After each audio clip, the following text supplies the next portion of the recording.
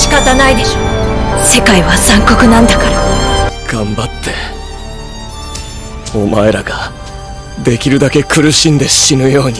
この世に真実などない。それが現実だ。誰だって神でも悪魔にでもなれる。誰かがそれを真実だと言えばな。9つの巨人にはそれぞれ名前がある。その巨人はいついかなる時代においても自由を求めて進み続けた。名は進撃の巨人。Tout près de l'estrade, là où Willy Tybur se tient pour tenir un discours grandiloquent, se retrouvent deux anciennes connaissances. Ceux-ci pouvant enfin se dire ce qu'ils ont chacun sur la conscience, discutent en toute honnêteté et sans animosité. Celui qui jadis passait son temps à brailler qu'il haïssait ses ennemis est aujourd'hui capable de discuter de façon calme, comprenant même les sentiments de ceux qu'il voulait anéantir.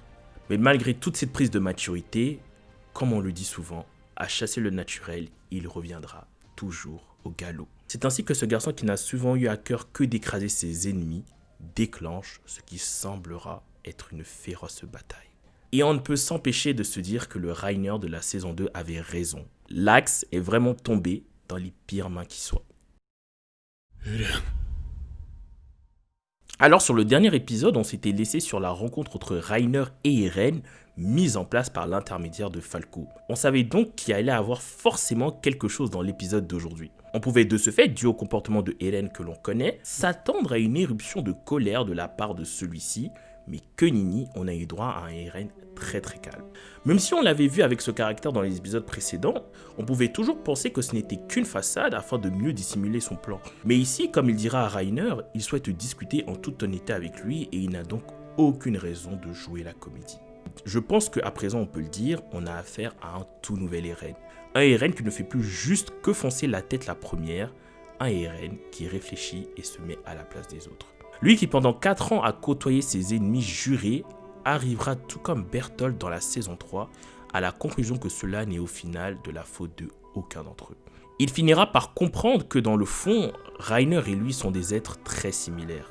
Il y a des sales types partout, mais il y a également des gens bien partout. Et derrière les murs, c'est pareil. La vérité n'existe pas dans ce monde, voilà la réalité. On pourrait même presque dire que c'était comme si plus aucune haine ou animosité animait notre jeune héros.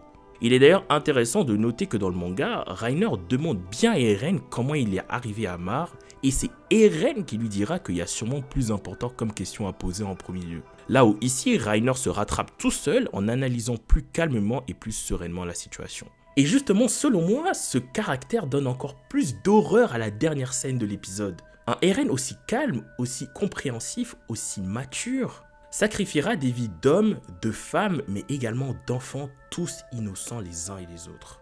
Et tout ça dans l'unique but d'aller de l'avant, exactement comme l'a toujours fait son titan. Je vous ramène d'ailleurs vers les paroles de Eren Kruger à la fin de la saison 3. De tout temps et en toutes circonstances, ce titan n'a jamais cessé d'aller de l'avant, tiré par sa quête de liberté. Et c'est exactement ce que fait Eren ici. Tout comme Kruger, pour lui, quel que soit le nombre ou le type de personnes à sacrifier, il continuera d'avancer vers son but. Encore une fois, la vérité n'existe pas en ce monde. Tout le monde peut devenir un héros ou un démon, pour peu que les autres en décident. En tout cas, il semblerait que pour le moment, Eren Yeager se soit engagé sur la voie des démons, donnant peut-être raison aux propos de Willy Tybur. Comme le disait si bien Armin, les gens capables de changer les choses sont ceux capables de faire des sacrifices importants. Ces monstres doivent être prêts à sacrifier même leur humanité. Si on revient un petit peu dans la chronologie de l'épisode, on peut noter la présence de hautes personnalités venues assister au discours du chef du clan Tybur. Parmi eux se trouvent les parents des guerriers devenus citoyens d'honneur Mar. Pour ceux qui n'auraient pas compris, ou tout simplement pour ceux qui auraient oublié, la famille proche, c'est-à-dire père, mère, frère et sœur, des guerriers ayant hérité des titans reçoivent ce statut de citoyen Mar. En gros, ils ont certains privilèges comparés aux Eldiens classiques qui, eux, sont juste soit de la chair à canon, ou soit ils ne sont rien du tout. Et c'est pour ça qu'ils semblent avoir tous une place réservée à peu près à l'avant de la scène. On voit donc la mère de Reiner, qu'on avait déjà vue, et on rajoute à ça le père de Annie que l'on n'avait pas revu depuis la fin de la saison 1 lors de la découverte du titan féminin. On apprend donc que la mère de Berthold, Madame Hoover, est morte, mais qu'elle gardait une très grande fierté du sacrifice de son fils. Ici, on a encore la preuve de tout l'embrigadement des Marr chez les Eldiens. Et comme le dira Eren dans la suite de l'épisode, ces enfants-là se font embrigader depuis leur plus jeune âge. Dans le manga, c'est encore mieux parce que Eren dit que ces adultes eux-mêmes qui embrigadent les autres ne connaissent même pas la vérité. Mais le cas le plus intéressant reste celui de Monsieur Leonhardt, qui maintient que sa fille Annie est encore en vie. Pour rappel, après avoir été démasquée, Annie, avant de se faire bouffer ou capturer, s'enfermera dans un cristal imbrisable, tombant ainsi dans un long sommeil. Vers ces moments, on avait eu un court extrait de l'échange entre Monsieur Leonhardt et sa fille, cette dernière le promettant qu'elle reviendrait en vie. Sauf qu'en réalité, qu'en est-il vraiment? Qu'est-ce qui est arrivé à Annie? Est-elle en vie? S'est-elle fait bouffer ou pire même assassinée? Nous saurons tout ça dans la suite de la saison. Je ne peux bien évidemment pas faire une review de cet épisode et passer à côté du discours du grand Willy Tybur, le chef du clan Tybur. Ce dernier conte une histoire à des gens qui l'entendent pour la énième fois. Les Eldiens sont des sangs impurs et sont le mal incarné. Ils sont responsables d'une bonne partie des maux de ce monde. Lui-même fait comprendre que pendant bien longtemps, il a vécu comme une honte le fait d'appartenir à cette race. D'ailleurs, il est important de noter que la tension dans l'anime est beaucoup plus présente que dans le manga, que ce soit grâce au choix des différentes OST, mais surtout le choix colorimétrique pour illustrer les divers massacres des Indiens, par exemple lors de la scène de théâtre. Je vous invite d'ailleurs à réécouter cette scène avec un casque afin d'entendre mieux en fait les bases de cet épisode, les bases dans l'OST qui sont juste incroyables et qui accentuent tellement la tension, c'est vraiment un truc de fou. De plus, l'enchaînement entre le discours de Willy Tybur et la réaction de Eren est un choix que je qualifierais d'ingénieux puisqu'il permet d'avoir pour la première fois simultanément la vision des deux camps, celle du monde extérieur et celle des gens vivant dans l'enceinte des murs. L'histoire que Willy narre à ses auditeurs est celle du grand héros Marr Elos. Et laissez-moi vous rafraîchir un petit peu la mémoire pour ceux qui auraient oublié.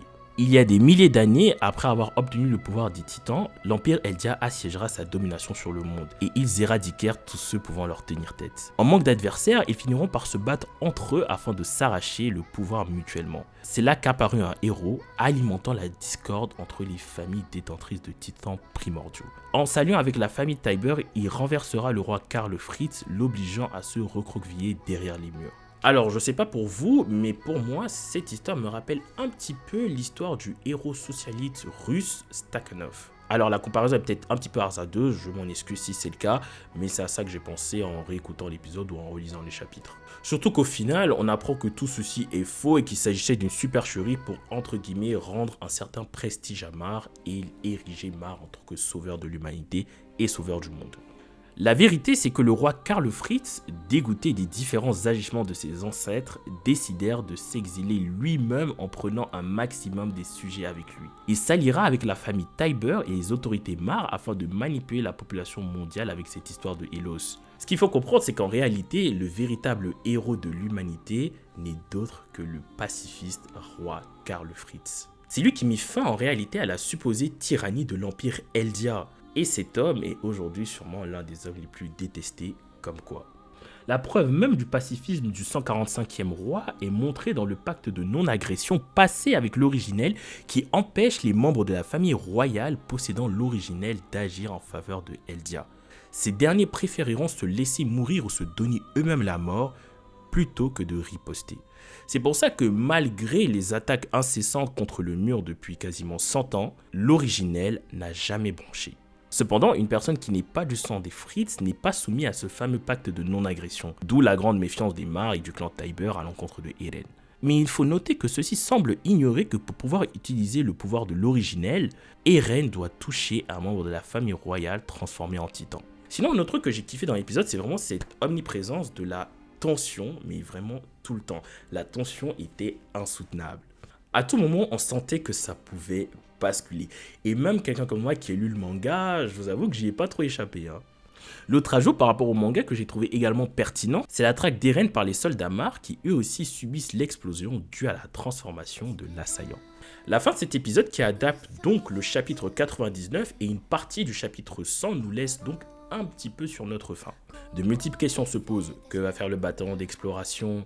Comment Eren va-t-il gérer l'apparition du titan marteau d'armes? Ou encore, qu'est-il réellement arrivé à Willy Tybur? Toutes ces questions trouveront une réponse dans le prochain épisode.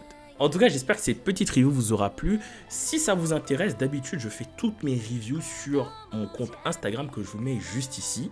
Allez me suivre là-bas parce que bon, là, c'est des épisodes spéciaux, donc j'ai décidé d'en faire une sur YouTube et j'avais pas mal de choses à dire. Mais toutes les reviews auront lieu sur Instagram, donc vraiment, si ça vous intéresse, je vous invite à venir me suivre là-bas. Je vous invite aussi à rejoindre mon Discord si jamais vous voulez discuter de l'épisode et à me suivre sur Twitch. Où en fait je vais bientôt commencer les lives et du coup si ça vous intéresse de venir me soutenir, tous les liens que je viens de citer tous sont en description. D'ailleurs une vidéo sur Reiner arrivera je pense courant février ou courant mars, donc si jamais tu ne veux pas manquer ça, je t'invite à t'abonner à ma chaîne et à activer la cloche et les notifications pour ne rien perdre. Sur ce, portez-vous bien, prenez soin de vous, c'était Hero.